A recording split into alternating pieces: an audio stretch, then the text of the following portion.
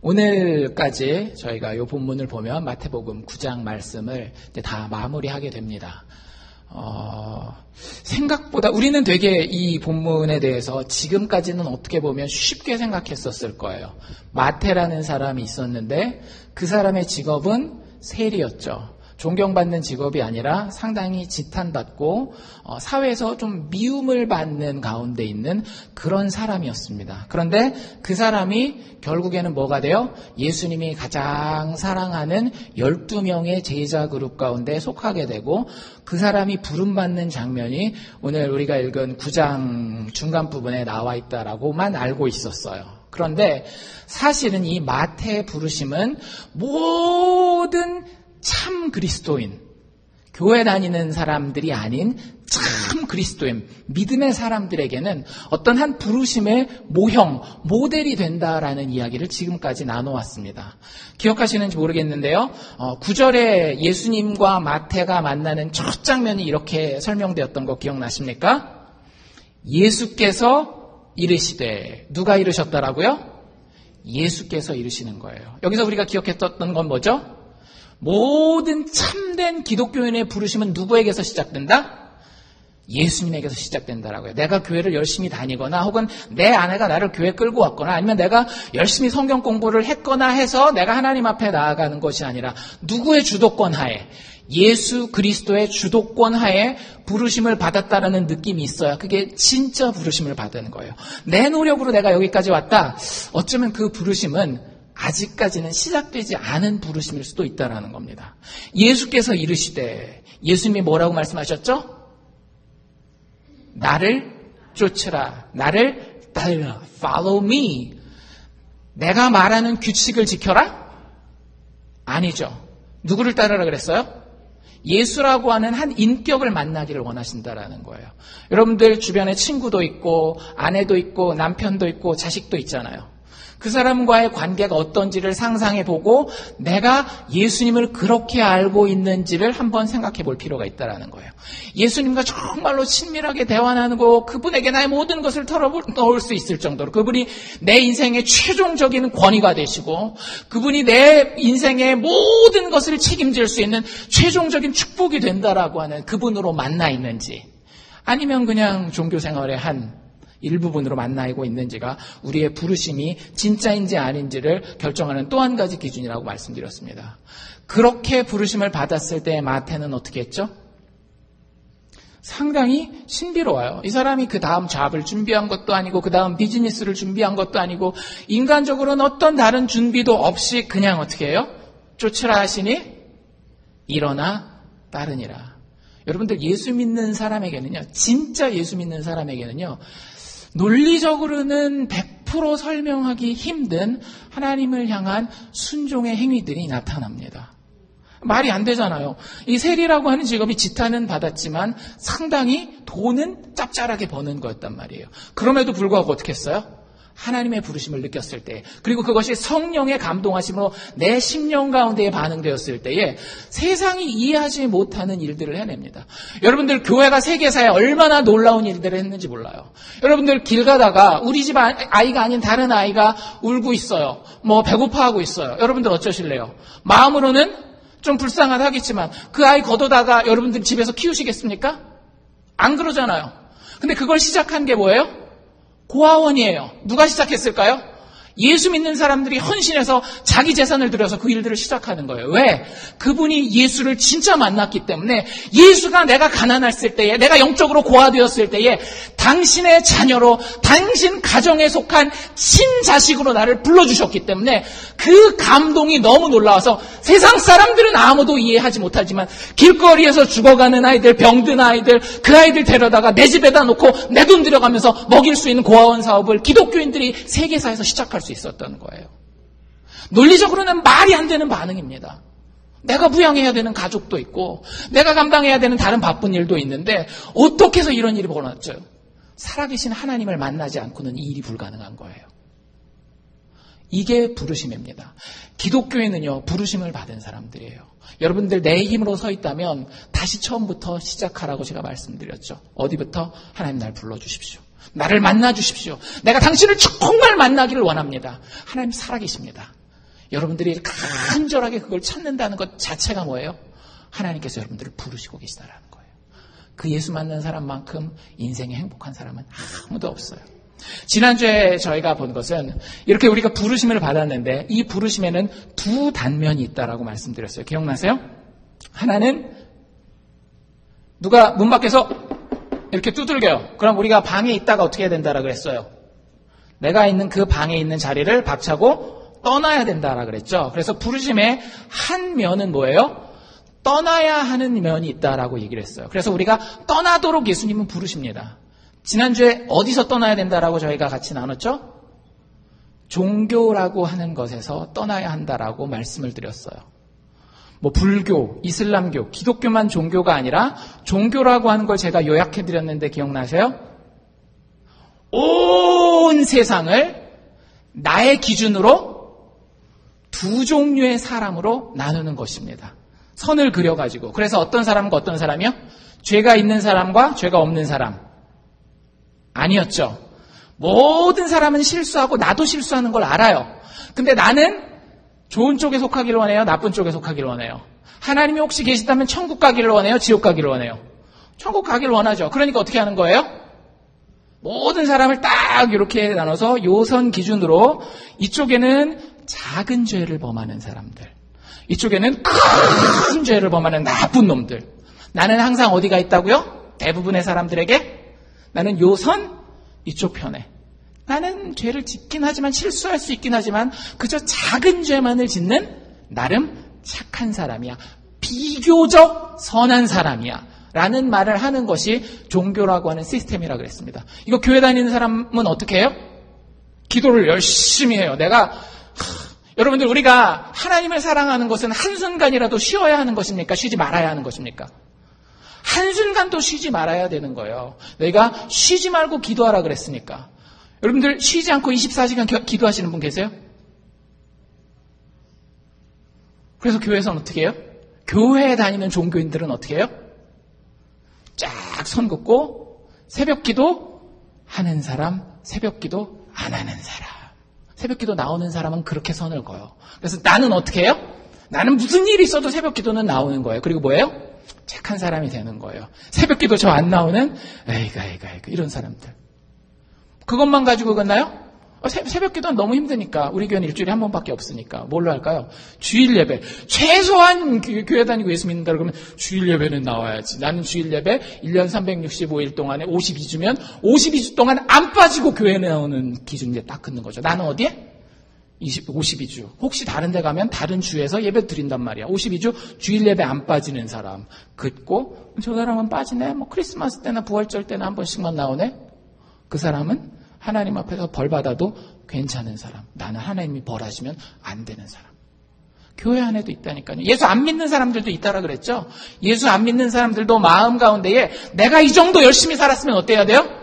성공해야지. 그렇다고 그 사람이 100% 항상 매일매일 부지런하고 정직하고 다른 사람을 배려하는 삶을 살까요? 예수 안 믿는 사람이?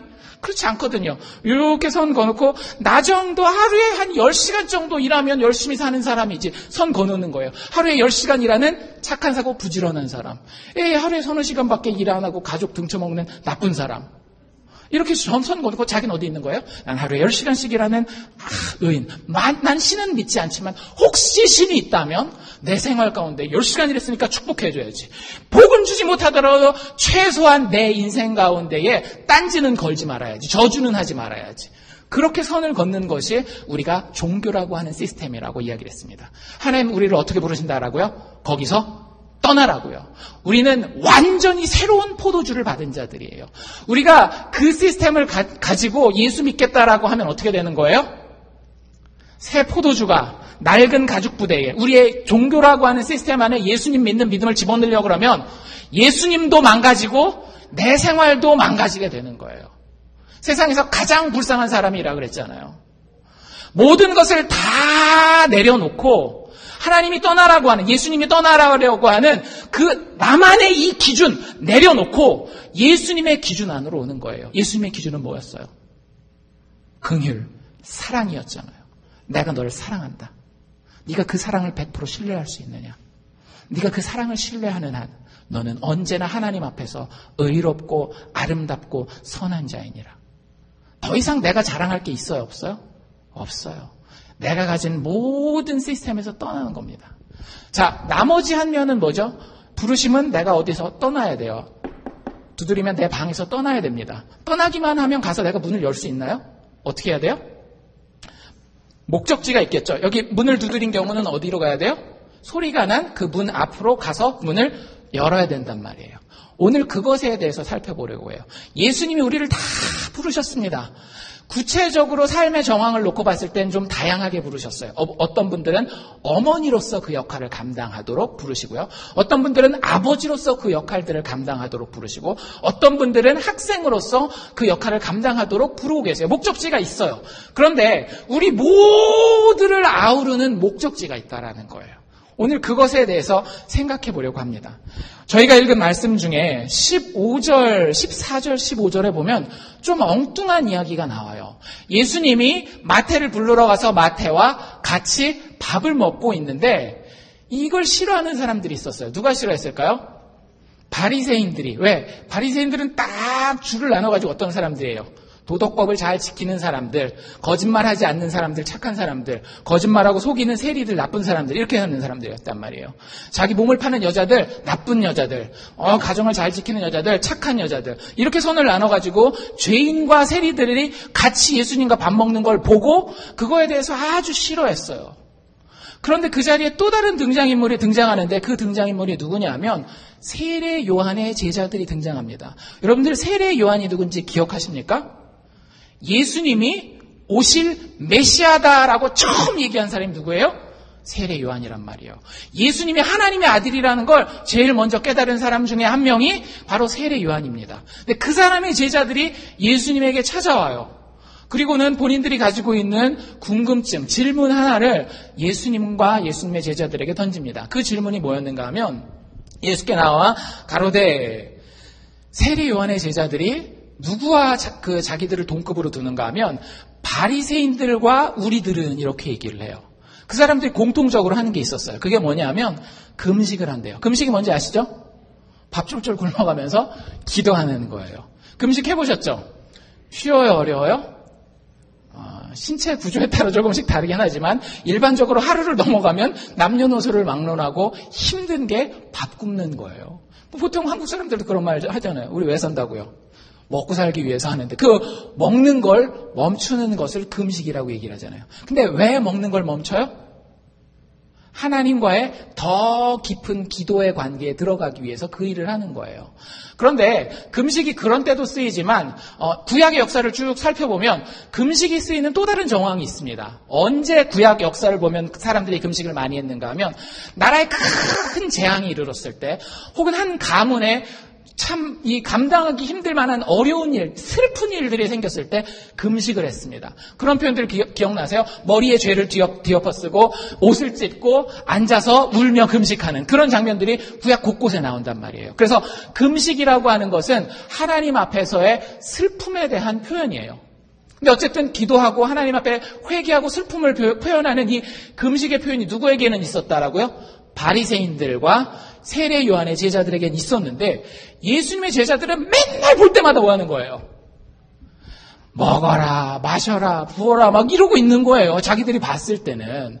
이건 도저히 경건한 교회 다니는 사람으로 생각하기 힘들 정도로 거기에 중심엔 누가 있어요? 예수님이 있는 거예요. 그러니까 이 사람들의 기준으로 봤을 때는 말이 안 된다라고 생각하는 거죠. 근데 그것에 대해서 예수님이 이렇게 답하세요. 이유가 있다라는 거예요. 나와 내 제자들이 우리가 이렇게 잔치를 벌이고 먹고 마시는 이유가 뭔지 아니? 물어보면서 그 이유를 뭐라고 얘기를 하냐면 지금은 무슨 시대예요? 결혼 잔치의 시대다라고 얘기를 하는 거예요. 여러분들 그 결혼식장 가보셨죠? 어때요? 얼굴들이 다들 쫙 펴 있잖아요. 그렇죠? 내가 봐도 아이고 신랑 멋지다. 내가 봐도 아유 신부 멋지다 하면서 얼굴 쫙 피고 살아요. 그렇죠? 결혼식은 즐거움의 자리. 거기 가서 아이고, 결혼하는구나. 이제 끝났어. 이러고 있으면 되겠어요? 안 되겠어요? 그건 잔치에 가서 큰 결례입니다. 울어야 되는 데는 언제예요? 어디 갔을 때? 상집에, 상가, 장례식에 갔을 때 여러분들 우는 거지, 결혼식에 갔을 때는 슬퍼할 수 없다라는 거예요. 금식이라고 하는 것은 지극히 깊은 슬픔에 대한 표현이기 때문에 지금 이 시대는 예수님이 마련한 결혼잔치의 시대이기 때문에 너희들이 금식할 이유가 있다 없다? 없다라는 거예요. 너희는 지금 어디 와 있다? 결혼잔치에 지금 와 있다라는 거예요. 여러분들, 여기에 우리가 가야 할 방향성이 있다라는 거죠. 어디서부터 떠나라 그랬어요? 종교로부터 떠나라.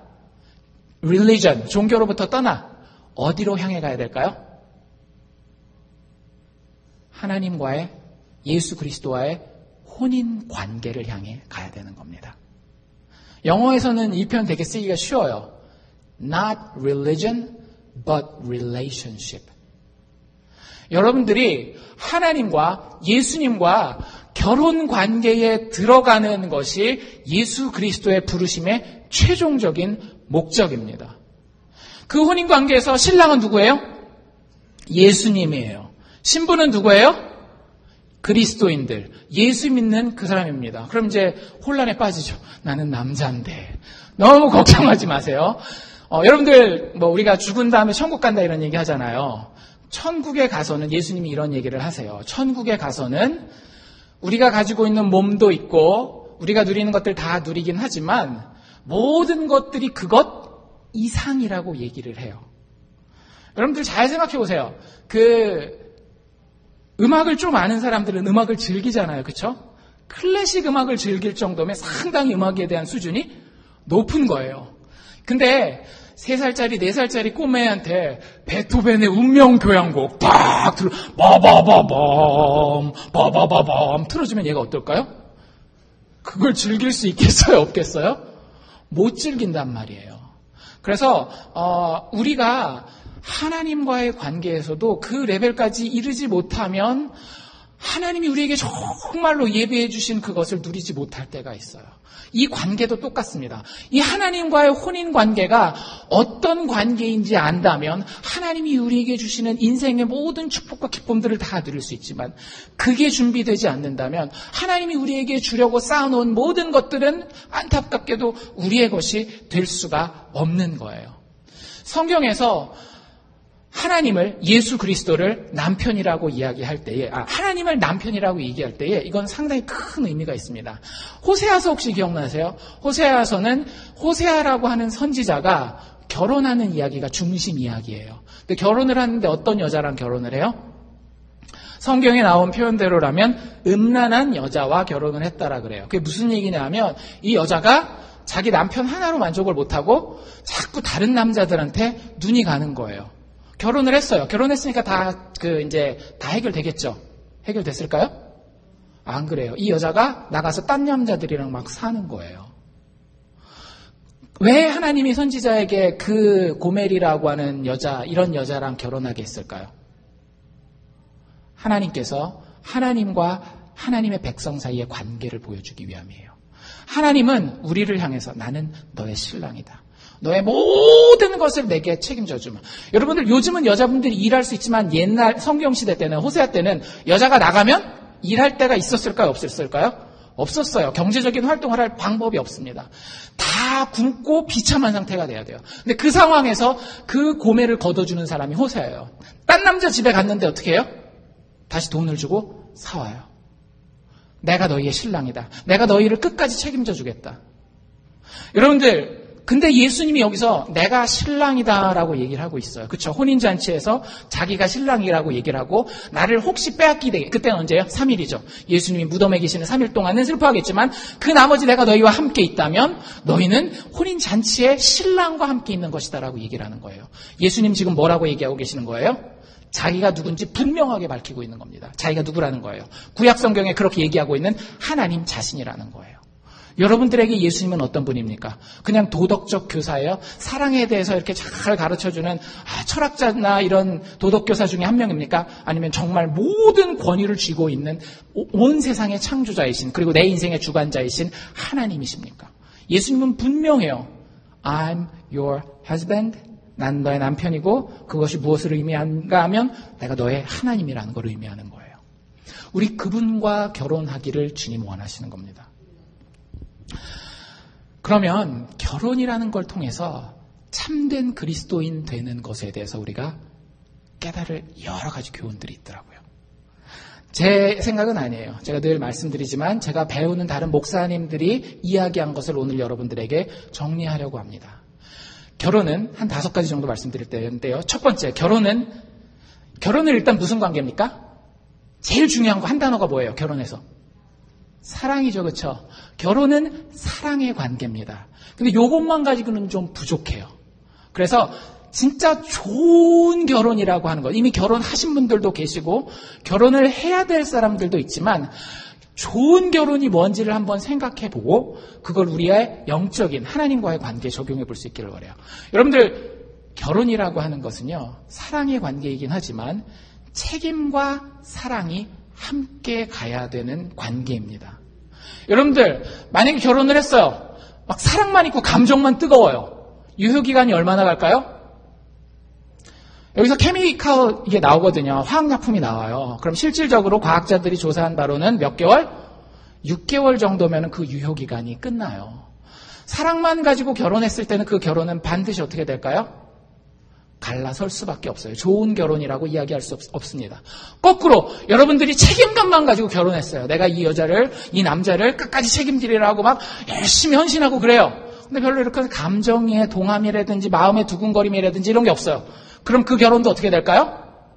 언젠가는 가서 내 필요에 의해서 만약에 내가 결혼을 해서 그 결혼이 어떤 감정의 발전도 없이 책임감만 가지고 의무감만 가지고 쭉 이어지잖아요. 그 결혼도 언젠가는 깨어질 수밖에 없습니다. 생각해 보세요. 여러분들, 이 책임감과 약속, 그 다음에 사랑의 감정, 가슴 두근거림이라고 하는 것은 좋은 결혼에서 뗄래야 뗄 수 없는 2가지 가장 중요한 기둥입니다. 여러분들이 아무리 사랑한다 그래도 이런 경우에 여러분들 박수치고 잔치해주나요?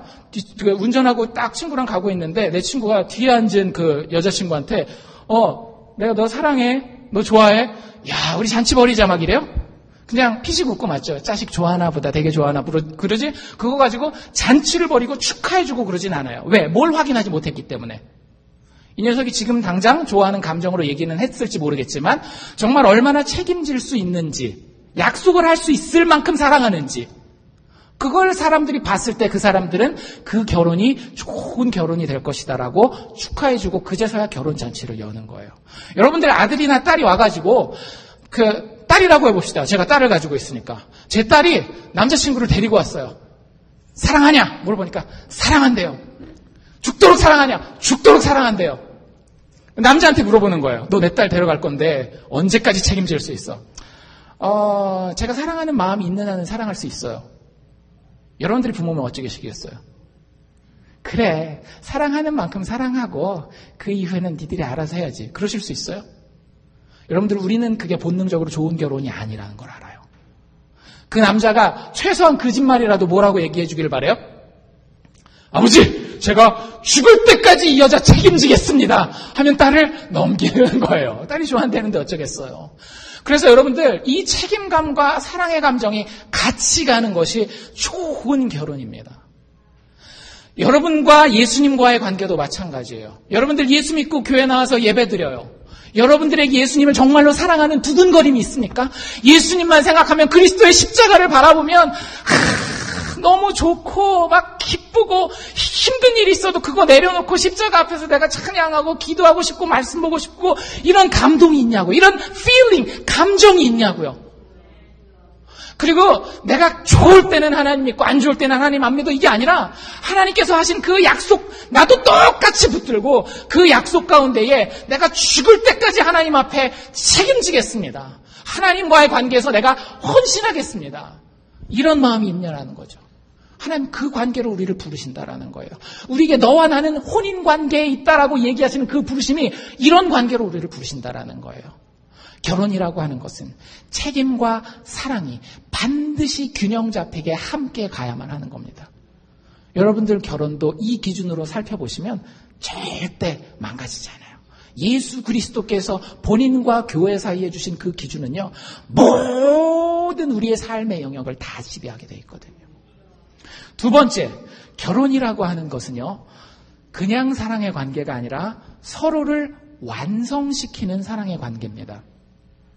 나이가 좀 지긋하신 분들, 우리 젊은 친구들은 아직 좀 모를 수도 있지만, 나이가 좀 들어서 젊은 사람들을 보면 가끔씩 한국말로 이런 표현을 쓸 때가 있어요. 객기라는 말. 객기가 뭐죠? 이게 용기를 부리지 않아도 되는데 이렇게 용기를 부리는 거예요. 그게 사실 어떻다라는 얘기예요. 아직 철이 들었다라는 거예요? 철이 안 들었다라는 거예요? 아직 성숙하지 못했다라는 거예요? 철이 들지 않았다라는 거예요? 근데 사람은 어떻게 하면 철이 들까요? 철이 드는 여러 가지 방법이 있어요. 근데 모든 문화와 모든 역사가 가지고 있는 공통적인 툴이 하나가 있는데 그게 뭐냐면 결혼이라고 하는 거예요. 남자가 여자를 만나고 여자가 남자를 만나서 내가 아닌 남에 대해서 먼저 생각해야 되고, 그리고 그 사람의 필요를 채워주고, 그리고 거기서 하나님 주신 선물 가운데에 생명이 태어나서 다음 세대를 키우고 양육하는 과정 가운데에 사람은 자기도 성장해 갑니다. 근데 창세기 2장에 보면 하나님이 사람을 만들 때 보면 누구와 누구로 만들었어요? 남자와 여자로 만들었어요. 그 이름이 아담과 하와라고 나오잖아요. 남자와 여자를 만들었을 때 성경에 나와 있는 표현대로라면 남자에게서 갈비뼈를 꺼내서 여자를 만듭니다. 그동안 남자는 어떻게 했었어요? 자고 있었어요. 그리고 여자를 데리고 왔을 때 영어로 여자가 뭐죠? 워먼이죠, 워먼. 왜 여자를 워먼이라고 그랬는지 아세요? 농담입니다. 성경에 안 나와 있어요. 그냥 농담이에요. 여자가 딱 오는 걸 보고 남자가 딱 눈이 깨가지고 딱 보고 우와 맨 그래가지고 어민이 됐다라는 그런 농담이 있습니다. 그냥 해본 얘기고요. 근데 그만큼 놀랐어요. 농담이긴 하지만 성경에 보면 진짜로 남자가 이 여자를 보고 놀라고 참 기뻐합니다. 성경에 있는 표현은 우와 맨 이게 아니라 성경엔 이렇게 표현되어 있어요. 가로되 아담이 남자가 여자에게 하는 말이에요. 집에서 남자들 한번 멘트로 써먹어 보십시오. 뭐라고 얘기를 하는지. 이 여자는 나의 뼈 중에 뼈요. 나의 살 중에 살이라. 나에게서 취하였으니 이것을 여자라고 칭하리라. 이러므로 남자가 부모를 떠나 그 아내와 연합하여 둘이 한 몸을 이루는 거예요. 여러분들 몸을 한번 생각해 보시면 쉬워요. 여러분들 몸 전체를 다 가지고 있습니까? 다 가지고 계시죠? 가끔 가다가 사고로 몸의 일부를 잃어버리는 경우가 있어요. 온전한 몸을 다 가지고 있는 건가요? 뭔가를 잃어버린 건가요? 손가락이 잘라진 안중근 의사 같은 경우는 몸의 일부를 잃어버린 거고, 장애를 당해서 다리를 잘라야 되는 경우는 몸의 일부를 잃어버린 거예요. 여러분들은 결혼을 통해서 온전한 한 몸이 되는 거예요. 여러분들 1 더하기 1이 된다라고 생각하기보다는 물론 그런 의미도 있어요. 결혼은 반쪽 더하기 반쪽이 하나가 되는 거예요. 여러분들의 배우자를 마침내 나의 반쪽으로, 나를 완성시킬 존재로 만나서 존중하고 서로를 완성시켜 갈 때에 그 결혼은 비로소 하나님이 원래 계획한 좋은 결혼이 되는 겁니다. 성경이 그렇게 얘기를 하고 있잖아요. 둘이 한 몸을 이룰지니라. 배우자는 또 다른 배우자를 완성시키도록 만들어졌습니다. 만약에 내 가정에 나의 부부의 관계가 그렇지 못하면 여러분들 기도하면서 어떻게 하면 내가 남편을 더 완성시킬 수 있는 그런 역할을 할 수 있을까? 아니면 아내는 내가 어떻게 하면 제가 남편 얘기했나요? 어쨌든 서로가 남편은 아내는 남편을 어떻게 하면 도와줘서 더 나은 인간 존재로 만들어갈 수 있을까? 나 때문에 남편이 성질이 더 더러워져요. 하나님의 성품으로부터 더 멀어져요. 그럼 그거 결혼의 목적대로 가고 있는 거예요? 안 가고 있는 거예요? 아니에요. 결혼은 어떻게 되는 거예요? 나 때문에 남편이 더 하나님 닮은 사람 되는 거예요. 나 때문에 아내가 더 하나님 닮은 예수 그리스도의 장성한 분량을 향해서 자라가는 거예요. 저의 결혼이 완벽하진 않지만 제가 하나님이 결혼을 통해서 제 삶 가운데 주시는 축복을 느끼는 게 이런 거예요. 저하고 아내는 상당히 다릅니다. 거의 극과 극이라고 봐도 돼요. 저는 말을 좀 잘하면 집사람은 말하는 걸 되게 부담스러워해요. 저는 막 콸콸콸콸 하다면 이 사람은 그냥 차분해요. 뭐 이런 것들 너무 달라요. 근데 이것이 저라고 하는 한 인간을 조금씩 성장시키고 완성시켜가는 과정 가운데 있더라고요. 예를 들면 자녀를 양육하는 문제가 그렇더라고요. 저는 어때요? 저에게 학생들을 보내보신 부모들은 아시겠지만 저는 완전 스파르타식이에요. 해? 안 해? 안 했으면 대가를 치러. 뭐 이거거든요. 얄짤없어요. 뭐 저희 집 애들은 진짜 3살, 4살 때부터 그랬어요. 근데 그것만 가지고는 제가 지금 돌이켜놓고 생각해보면 제가 그땐 그랬어요. 근데 그러고 나서 결과가 좀 잘 나왔거든요. 이제 학교에서도 칭찬도 받고 그러니까 내가 잘해가지고만 그랬나 보다 생각을 했는데요. 나중에 돌이켜보니까 그렇게 마음에 상처받고 애들이 아파하고 눈물 흘릴 때에 그걸 보듬어 준 사람은 누구였을까요? 저는 아직 그럴 위인이 잘 못 돼요. 아내가 그걸 다 해주는 거예요. 근데 저는 아직 그럴 만한 위인이 다 되진 못하지만 10년 전이랑 비교해보면 제가 그때보다는 조금 아이들의 마음을 이해하고 아이들에게 내가 혹시 상처를 줬을 때 이 아이를 보듬어야 되겠다라는 생각을 조금 더 하게 된 거예요. 조금 나아졌죠, 그렇죠? 많이는 아니지만 아주 조금 나아졌어요. 아주 조금. 뭐 때문에 이게 가능한 거예요? 나의 아내 때문에, 나의 남편 때문에 이게 가능한 거예요. 지금은 제가 잘못하면 나중에 하룻밤 지나고 나서 애들을 불러놓고 미안하다라고 이야기를 할 수 있을 정도까지도 돼요. 안 하는 경우도 가끔 여전히 있습니다만 여러분들 남자는 남성성이 있어요. 여자는 여성성이 있어요. 남자는 여자가 가지지 못한 그 특징들을 가지고 있고요. 여자는 남자가 가지지 못한 특징들을 가지고 있어요. 그게 때로는 장점이 되기도 하고 때로는 그게 약점이 되기도 해요. 그런데 결혼이라고 하는 관계는 이걸 어떻게 해주는 거예요? 남자이기 때문에 가질 수 없는 여러 가지 성품들을 아내와 살면서 배워서 내가 하나님 닮은 자들로 더 자라가게 하는 거예요. 아내도 똑같은 거예요. 그 반대로. 하나님이 우리를 그렇게 완성시켜 주겠다라고 하는 것이 우리를 당신의 결혼 관계로 불러주시겠다라는 거예요. 여러분들 생각해 보세요. 우리를 누가 만들었어요? 하나님이 만들었어요.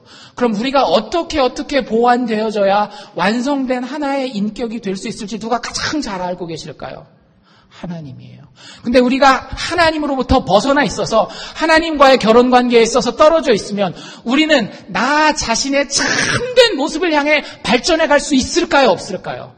아니에요. 그냥 다람쥐 쳇바퀴 돌듯이 내가 생각하는 것만 가지고 계속 제자리만 맴도는 거예요. 거기에 누가 들어오셔야 돼요? 참된 신랑 되시는, 완성시키는 사랑의 관계를 주도적으로 이끌고 가실 하나님께서 내 안에, 내 인생 가운데에 신랑으로서 들어오셔야 되는 거예요. 그걸 위해서 우리를 혼인잔치의 관계로 부르고 계시는 겁니다. 예수는 우리를 완성시키시는 분이에요. 그러므로 거꾸로 뒤집어서 이야기하면 예수를 거절하는 것은 사실은 참된 나를 거절하고 거부하는 겁니다. 세 번째, 결혼이라고 하는 것은요, 변치 않는 사랑의 관계입니다. 성경에 보면 신랑은 하나님이 신랑으로서 등장할 때는 늘 끝까지 우리를 사랑하세요. 변하지 않고. 근데 이런 얘기를 들으면 사실 현대인들은 좀 낙담이 돼요. 우리 아버지가 아니라 저희 아버지가 아니고 저희 작은아버지. 저희 작은아버지 이혼했는데 남편들이 끝까지 변치 않고 사랑 못하잖아. 내 친구 누구 결혼했다가 이혼했는데.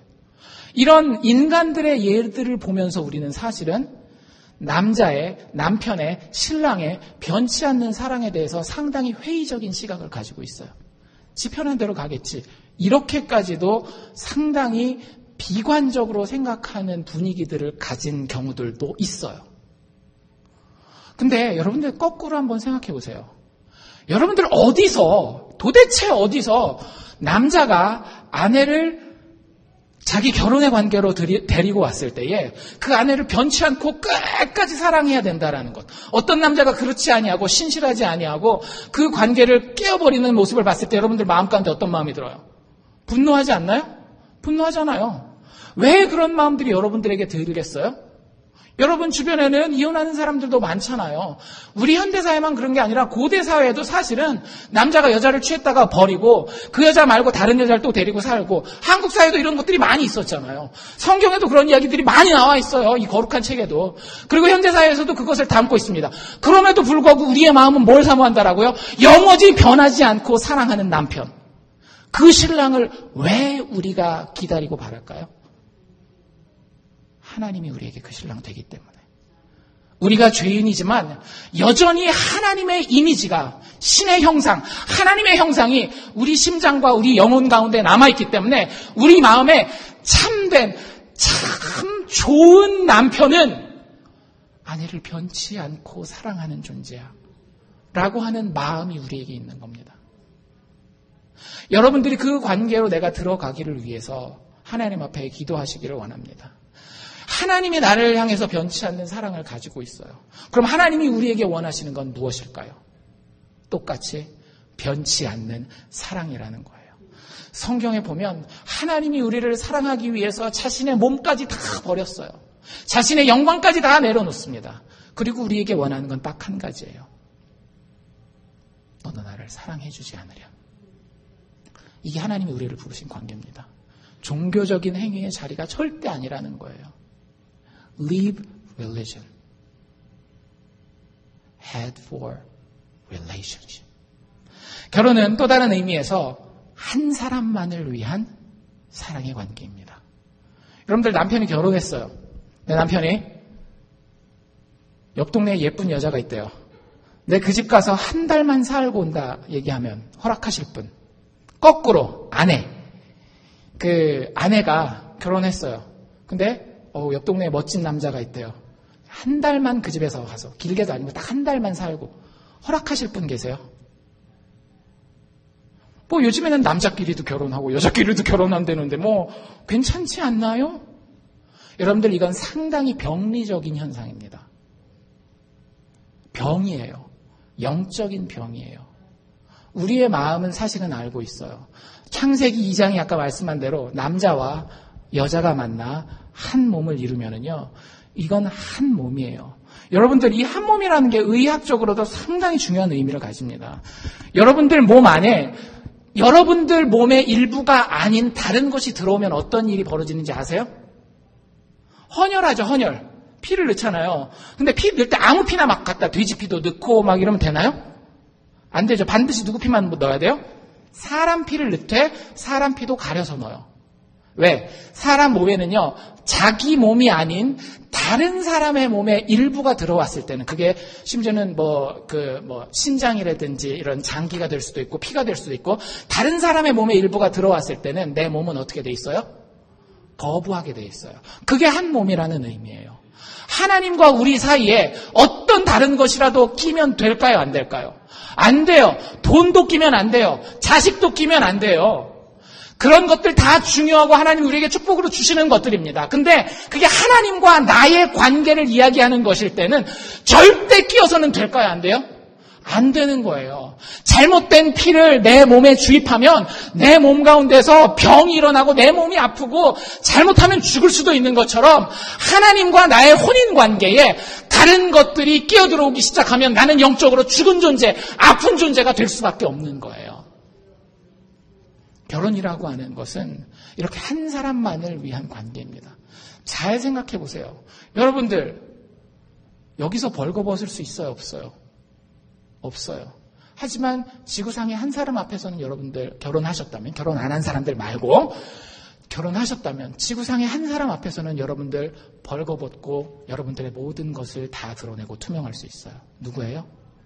여러분들의 남편과 여러분들의 아내예요. 모든 것이 다 드러나는 투명하고 정직한 관계. 나의 신체적으로 그 사람 앞에 다 벌거벗고 설 수 있어요. 나의 감정적으로 솔직하게 그 사람 앞에 다 벌거벗고 설 수 있어요. 나의 모든 이익 같은 것들을 내려놓고 그 사람의 필요에 내 있는 그대로를 다 드러낼 수 있는 것. 이것이 참 좋은 결혼입니다.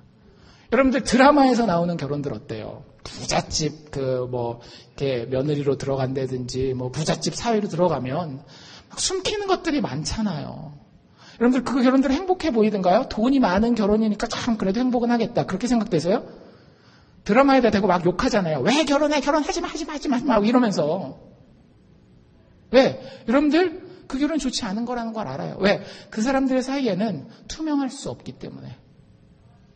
여러분의 결혼은 어떠십니까? 여러분들 남편과 아내에게 정말로 감정적으로 화냈어요. 무례하라는 걸 얘기를 하는 건 아닙니다. 화가 났을 때는 내가 화가 났어요, 여보 라고 이야기할 수 있을 만한 솔직함이 있는지, 당신한테 이 부분 서운했어요 라고 이야기할 수 있는지, 아니면 내가 잘못했을 때는 내가 이런 거 잘못했는데 솔직히 털어놓을게. 감출 수도 있잖아요. 근데 그러지 아니하고 내가 잘못한 거 솔직하게 다 털어놓고, 근데 당신이 용서해 줬으면 좋겠어. 근데 잘 안 되는데 내가 좀 성장하고 발전할 때까지 당신이 같이 지켜봐주고 당신이 나의 도움이 돼주고 나를 위해서 기도해주는 사람이 되면 좋겠어. 이런 투명한 관계를 가지고 계시냐라는 거죠. 여러분들 이 관계를 향해서 나아가셔야 돼요. 그리고 사실 그 관계는 누구를 닮은, 어떤 관계를 닮은 거예요? 하나님과 우리의 관계를 닮았다라는 겁니다. 예수 그리스도와 모든 그리스도인의 관계는 온전한 관심과 헌신의 관계예요. 예수 그리스도의 죽음, 그것은 그분의 100% 투명성, 100% 헌신을 우리에게 보여주는 겁니다. 그분이 우리에게 기대하는 것도 100% 정직함, 100% 헌신하는 것을 우리에게 원하는 거예요. 너와 나 사이에 무엇이 있겠느냐라는 거예요. 너와 나 사이에. 결혼하지 않았으면 우리는 그 집에 시종으로 들어간 거에 불과해요. 그런데 그게 아니라 그 왕 대신, 온 우주의 주인 되신 그분이 온 창고를 다 열어놓고 열쇠 던져주면서 너와 나 사이에 하고, 심지어는 자기 몸까지 찢어서 주신 거예요. 근데 우리가 거기에다가 어떻게 다른 것들을 둘 수 있겠어요? 결혼은, 참된 결혼은 한 사람만을 위한 사랑의 관계입니다. 마지막으로 하나 더 말씀드리면요, 결혼이라고 하는 것은 상대방을 아름답게 만드는 사랑의 관계입니다. 결혼식장 가보시면 신부 참 못났다 이런 생각하고 오신 적 있으세요? 없죠. 평상시에 별로 외모가 돋보이지 않았던 신부도 결혼식장에서는 어때요? 와, 이쁘다 막 이런 말이 저절로 나와요. 진짜. 물론 그게 화장빨일지 조명빨일지 기분빨일지 그건 모르겠지만, 결혼식장에 서 있는, 그 결혼잔치에 있는 그 신부는 다 아름다워요. 그런데 여러분들, 그 결혼식장의 신부는 누구에게 가장 아름다울까요? 신랑에게. 만약에 결혼식장에 들어오는 그 신부가 귀걸이를 2짝을 해야 되는데 한 짝을 까먹었어요. 그럼 다른 사람들은 보고 뭐 어떻게 할 수 있어요? 야, 저거 귀걸이 하나 빼먹었나 봐 막 이럴 거예요. 그쵸? 근데 신랑은 어때요? 귀걸이 없어도 야, 저 뉴욕 스타일인가 보다. 한 짝만 하고 나오는 거? 막 이러면서 이쁘다. 그냥 다 이쁜 거예요. 우리 그런 걸 보고 뭐라 그랬죠? 눈에 콩깍지가 씌었다라고 그러잖아요. 한국말로. 신랑은요, 신부가 아름다워서 좋은 거예요. 단지 그 화장 때문이 아니라 그 신부를 향한 황홀한 사랑에 빠져 있기 때문에 그 신부가 아름다운 겁니다. 예레미야서 2장에 보면 참 재밌는 이야기가 나와 있어요. 이렇게 얘기를 하고 있습니다. 처녀가 결혼하는 여자 얘기하는 거죠. 이 결혼하는 여자가 어떻게 그 폐물, 여기서 폐물은 이 장식품들을 얘기를 하는 거예요. 목걸이, 귀걸이 이런 것들, 뭐 가운 이런 것들. 자기 장식품을 잊어버릴 수 있겠느냐. 결혼식 가는데 결혼식 가운 잃어버리고 그냥 평상복으로 이렇게 잠옷 입고 레깅스 신고 가는 신부 있을까요? 없단 말이에요. 그럴 수 없다라는 거죠. 신부가 어찌 그 고운 옷을 잊어버릴 수 있겠느냐. 그런데 내 백성, 나의 신부된 이스라엘은 그것을 잊어버린 지가 얼마나 오래되었는지. 도대체 이스라엘이 뭘 잃어버렸길래 이스라엘이 장식품을 잃어버렸고 이스라엘이 드레스를 까먹었다라고 얘기를 할까요? 이스라엘이 지금 호세아 시대 때 잃어버린 게 뭐예요? 하나님을 잃어버린 거예요. 네가 결혼 드레스를 가지고 있지 않아도 넌 나에게 아름다워. 네가 화장 하나도 하지 않은 맨 얼굴을 가지고 있다라고, 여기 혹시 사막이 볼록 나 있어도 너는 내가 사랑하기 때문에 아름다워. 근데 그 여자가 아름답지 못할 수 있는 한 가지 방법이 있어요. 어떻게 하면 아름답지 못할 수 있을까요? 자기를 황홀하게 사랑해주는 그 신랑을 거절하면 세상의 기준으로 봤을 때 이 신부는 절대 아름다울 수 없습니다. 신랑이 거기 와서 그의 날개로 품고, 성경에 보면 하나님이 우리와 결혼하는 모습에 대해서 일반 결혼과는 좀 독특한 그런 표현들을 써요. 네가 핏덩이였을 때, 땅에서 죽어갈 때에 내가 너를 데리고 와서 다 씻기고 닦고 입히고 먹이고 그리고 너를 나의 신부로 삼았다라고 이야기를 해요. 여러분들, 우리 인생을 살아가면서 부딪히고 멍들고 상처나고 힘들고 나 스스로에게 실망하고 다른 사람들에게 실망하고 이런 일들이 있습니까? 그 누구도 그런 존재를 신부로 데려가지 않아요. 요즘 남자들, 젊은 남자들 눈을 보면 알잖아요. 저는 얼굴은 안 봐요 하면서도 얼마나 그 눈이 높은지. 그렇게 멍들고 찌그러지고 비굴한 모습으로 있는 그 인생을 그 어느 누구도 신부로 데려갈 신랑은 없습니다. 누구를 제외하고는요? 예수 그리스도 한 분을 제외하고는. 우리의 피를 닦기 위해서, 우리의 피 흘림을 멈추기 위해서 그분은 십자가에 올라가 자신의 피를 흘리셨습니다. 우리가 벌거벗고 못난 가운데 있는데 그런 우리를 옷 입히기 위해서 예수님은 십자가 위에 올라가기 전에 겉옷뿐만 아니라 속옷까지도 다 내려놓고 벌거벗고 올라가셨어요. 우리에게 신부의 드레스를 주기 위해서. 여러분들, 이런 신랑이 어디 있어요? 물론 우리 신랑이 그러면 너무 좋겠지만 여러분들, 이런 신랑은 어디에 없습니다. 여러분들 공부를 하면 공부가 여러분들에게 그 신랑이 되어서 여러분들을 그렇게 아껴줄 것 같아요? 여러분들이 돈을 그렇게 막 벌면 돈이 여러분들에게 그런 신랑이 되어가지고 여러분들을 그렇게 아껴줄 것 같아요? 여러분들 가족을 그렇게 아껴가지고 막 잘 이렇게 자녀들 잘 키우고 그러면 그 식구들이 나를 그렇게 해줄 것 같아요? 노력이나 흉내는 낼 수 있겠죠. 그런데 진심으로 부족한 나를 끝까지 품고 나의 어둠을 위해서 당신의 이름을 온전히 감수하는 그 신랑은요, 예수 그리스도를 통해 드러나는 하나님 한 분밖에 없다라는 거예요. 우리가 그 관계에 들어갔을 때에 나의 가장 아름다운 양식은 십자가에서 드러난 하나님의 사랑입니다라고 고백할 때에 우리의 삶은, 우리의 부르심은 비로소 의미가 있게 되는 겁니다. 하나님 여러분들을 부르고 계세요. 나랑 결혼하자. 제가 아내에게 청혼을 했었어요. 근데 정확하게 기억 안 나요. 왜냐하면 그 한국 사람들은 이거 잘 안 하잖아요. 이렇게 딱 반지 주면서 Will you marry me? 이거 잘 안 하거든요. 한국 사람들은. 하신 분 계세요 혹시? 한국 사람들이 이런 거 잘 안 해요. 그냥 결혼할래? 우리 같이 살까? 뭐 이런 얘기들 하잖아요. 저도 그런 몇 편의 기억들이 있어요.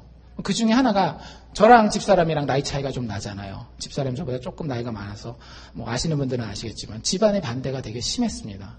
그래서 제가 집사람에게 처음으로 얘기했던 청혼의 여러 가지 멘트 중에 하나는 뭐였는가 하면 괜찮겠어 이거였어요. 왜냐하면 집안의 반대를 무릅쓰고 해야 되는 어려운 결혼이니까.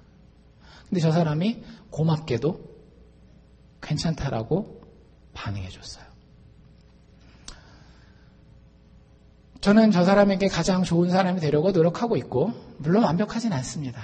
다 저도 알고 저 사람도 알고 사실은 세상도 다 알고 있는 것 같아요. 완벽하진 않아요. 하지만 제가 그 부른 부름, 결혼하자라고 부른 그 부름에 대해서는 책임을 져보려고 노력을 많이 해요. 여러분들, 하나님이 우리를 부르고 있습니다. 나와 결혼하자고. 예수 그리스도는 우리를 자신과의 사랑의 관계로, 결혼의 관계로 부르고 계십니다. 죽음으로 자기 자신의 사랑을 증명하셨고 지금도 십자가 위에서 팔 벌려 나의 사랑하는 신부야 나에게 와서 안겨라 라고 우리를 부르고 계십니다. 여러분들 어디를 향해서 나아가고 계십니까?